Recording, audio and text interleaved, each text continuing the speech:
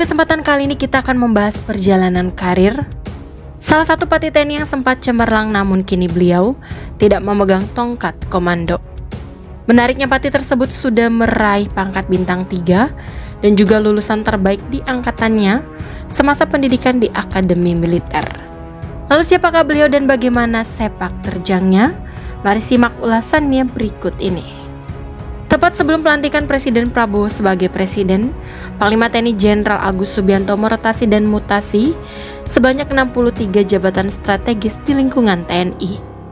Adapun rotasi tersebut berdasarkan surat keputusan Panglima TNI nomor Kep/1264/10 Romawi/2024 tanggal 18 Oktober 2024 tentang pemberhentian dari dan pengangkatan dalam jabatan di lingkungan Tentara Nasional Indonesia. Mutasi ini ternyata menyasar kepada Legend TNI Nyoman Cantiasa yang sebelumnya menjabat sebagai Wakil Kepala BIN menjadi staf khusus Kasat. Letnan Jenderal TNI Nyoman Cantiasa lahir di Buleleng, Bali pada tanggal 26 Juni 1967 adalah seorang perwira tinggi TNI Angkatan Darat yang sejak 18 Oktober 2024 mengemban amanat sebagai staf khusus Kasat.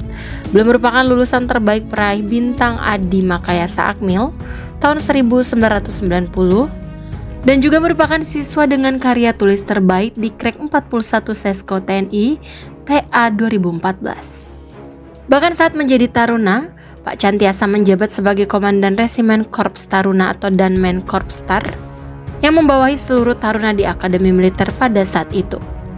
Salah satu putra terbaik Bali ini pernah terlibat dalam berbagai operasi militer seperti Operasi Seroja, Operasi Pembebasan Sandera Mapenduma, pemberontakan di Aceh, Operasi Nemangkawi, Operasi Damai Cartens, Operasi Pembebasan Sandera Kapal MV Sinar Kudus, dan Operasi Konflik Ambon tahun 2001.